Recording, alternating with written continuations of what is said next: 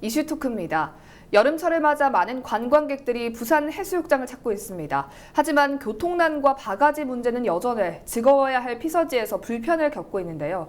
오늘 이슈 토크에서는 피서철 부산 해수욕장의 실태를 살펴보고 개선할 점은 없는지 점검해보는 시간 갖도록 하겠습니다. 동서대학교 관광학부 강혜상 교수, 신라대학교 국제관광경영학부 김정은 교수와 함께합니다. 안녕하십니까? 안녕하세요.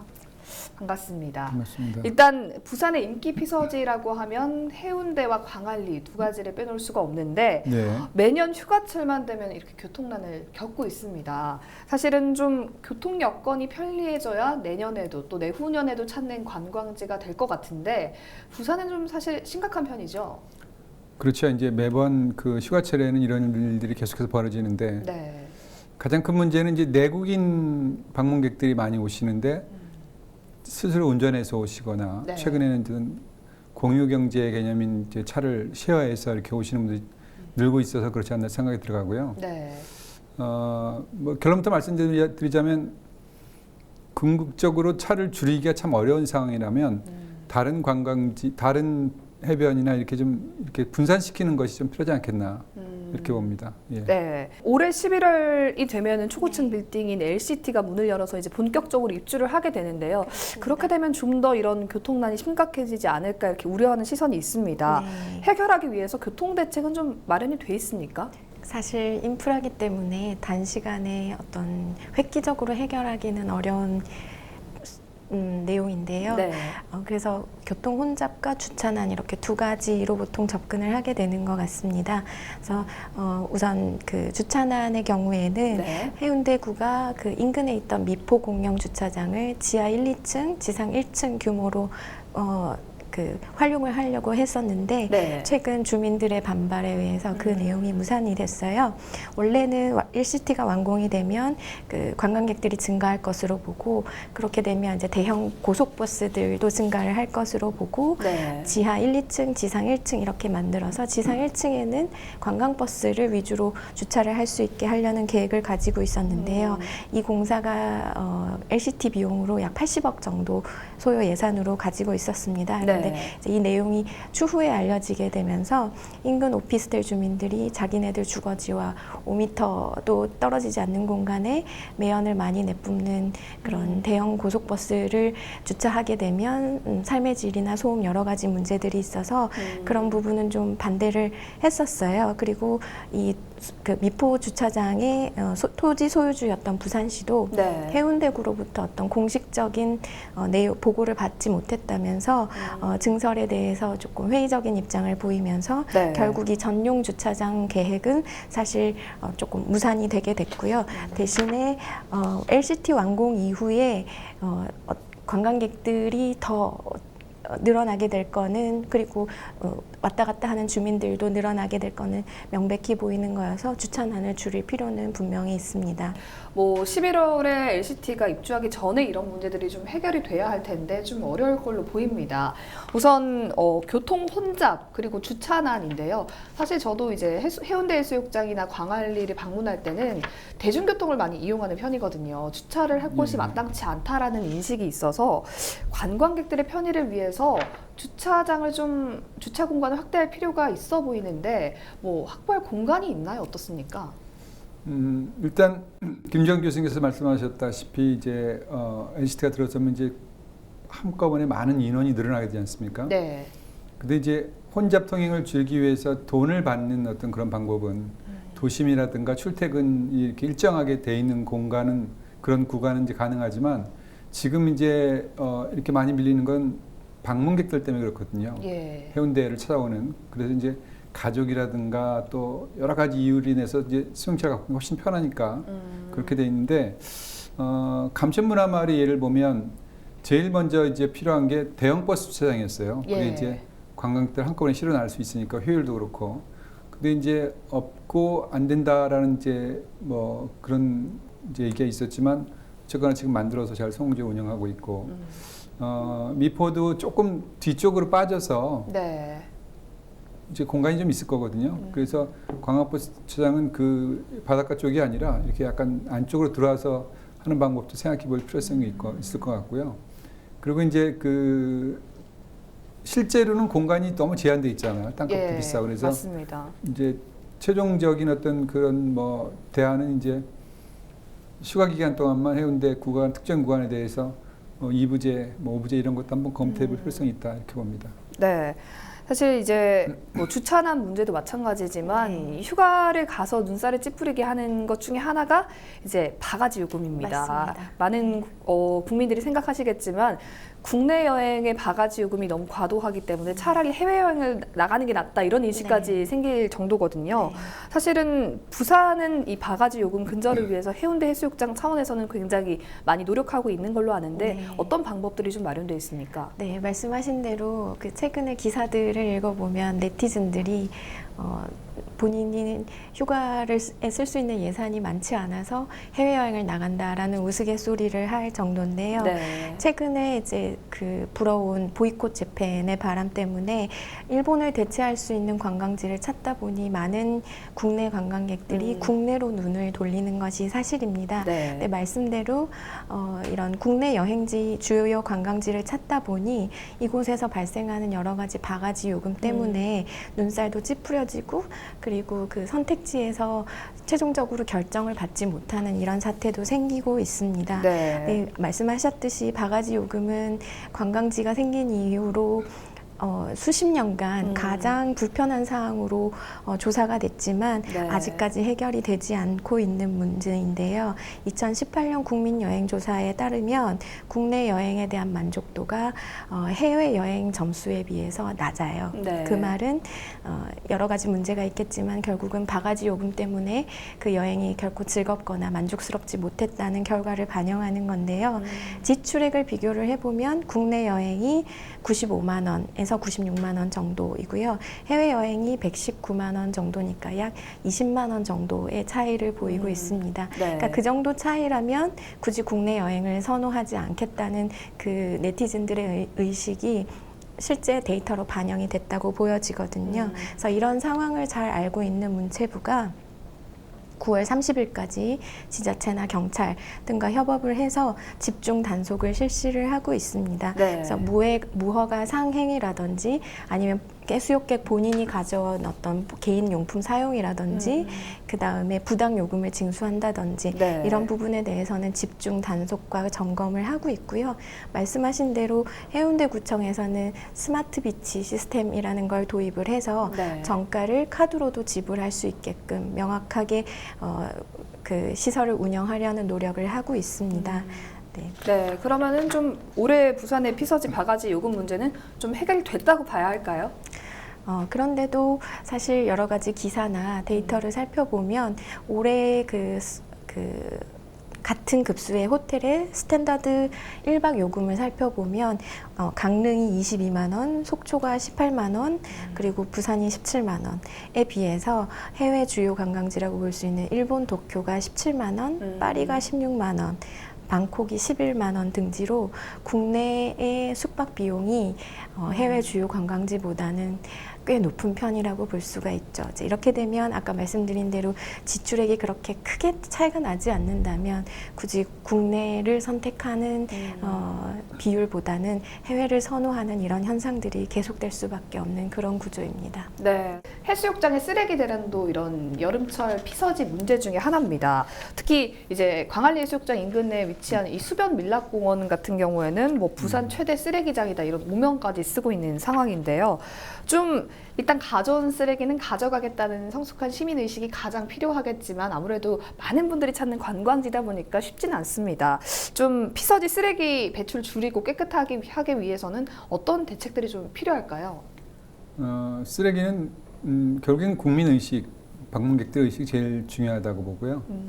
밀락동 그 공간이 참 이제 젊은 사람들한테 사랑받는 멀리서도 이제 다 그 공간은 알고 올 정도로 네. 어떻게 보면 이제 뭐 숨겨진 공간이 아니라 지금 핫플레이스가 됐는데 대부분 그거를 세팅하는 준비하는 것들이 다 이제 그 일회용입니다. 맞습니다. 그래서 문제가 되고 이제 시작할 때는 깔끔하게 시작하지만 이제 끝날 때쯤 되면 이제 뭐 긴장도 풀어지고 하니까 이제 그냥 놓고 가는 경우가 많은데 네. 어떻게든 빨리 이제 의식 전환을 좀 할 수 있도록 그런 어떤 뭐라 그럴까요? 캠페인을 많이 해야 될 필요성이 있고요. 최근에 이제 불을 켜서 이제 끝날 때쯤 불을 환하게 켜서 다 보이게 하자 뭐 이런 얘기도 있고 한데 이런저런 방법을 써서라도 그 쓰레기는 어떤 줄여야 되고요. 특히 그 기사에도 좀 있지만 모래 특히 이제 해운대나 이런데 모래에다가 이렇게 파묻는 경우가 있는 것 같은데 맞습니다. 그거는 아주 그 뭐라 그럴까요? 이 다음 세대에 물려줄 바다를 오염시키는 아주 안 좋은 행위입니다. 그런 게 제거가 돼야 되겠죠. 맞습니다. 뭐 해수욕장 하면은 가장 빼놓을 수 없는 것 중에 하나가 또 안전의 위험입니다. 그렇습니다. 즐겁게 놀 수 있는 가장 편한 공간이면서 또 안전의 위험도 도사리고 있다고 할 수가 있겠는데요. 부산의 각 해수욕장들은 이런 안전을 위해서 어떤 노력들을 좀 하고 있습니까? 네, 얼마 전에 기사로 아마 접하셨을 텐데요. 그 다대포 해수욕장에서 13살 어린이가 안타까운 사고를 당한 적이 있습니다. 근데 이런 사고들은 매해 물놀이 시즌에 반복이 되고 있어서요. 올해 처음으로 7개 부처가 참여하는 전국적인 물놀이 안전 정책 협의체를 구성을 해서 협업 그 지자체라든지 관계기관 그리고 민간단체가 모두 참여해서 협업 체제를 구축을 해서 환경 정비를 한다든지 아니면 이런 사고가 발생하지 않도록 예방 캠페인을 한다든지 안전관리를 강화한 시작점에 있었습니다. 그 부산시는 각 부처를 소집을 해서 회의를 주재를 했는데요. 해양농수산국은 해운대 해수욕장에서 시즌마다 발견이 되고 있는 맹독성 해파리 혹은 맹독성 파란섬 문어 같은 그런 생물들을 차단하기 위해서 7월 1일부터 9월 10일까지 해운대 조선 비치에서 미포항까지 한 1.4km 정도 되는 구간에다가 차단망을 설치를 했습니다. 그래서 해수욕객들의 안전을 보장하기 위해서 어떤 안전망을 구축했다고 볼 수 있고요.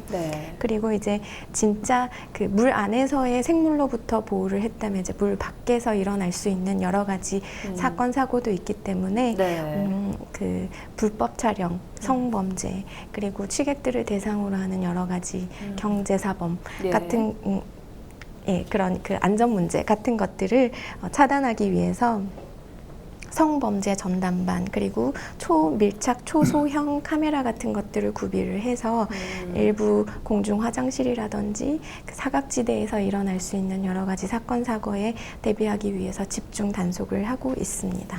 네, 뭐 조사 방법에 따라 다르긴 하겠지만 올해 부산 해수욕장 방문객이 최근 5년 중에 최저치를 기록했다고 합니다. 금방 말씀하셨던 것처럼 뭐 주차난이라든지 바가지 요금 다양한 이유들이 좀 있겠지만 제가 봐도 확연히 줄었다는 것이 좀 느껴지더라고요. 좀 그 이유가 뭐라고 보십니까? 죄송합니다. 그 기본적으로 이제 그 방문객이 줄은 건 사실인데 제가 이렇게 생각해 볼 때는 부산으로 오는 방문객이 줄은 것이 아니라 해수욕장을 찾는 방문객이 줄었다 이렇게 볼 수 있겠고요. 그 이전에 통계적으로 본다고 하면 조금은 점점 정확해지면서 그동안 약간 부풀려졌거나 거품이 있었던 것들이 빠졌다고 이렇게 볼 수 있지 않을까 생각이 되고요.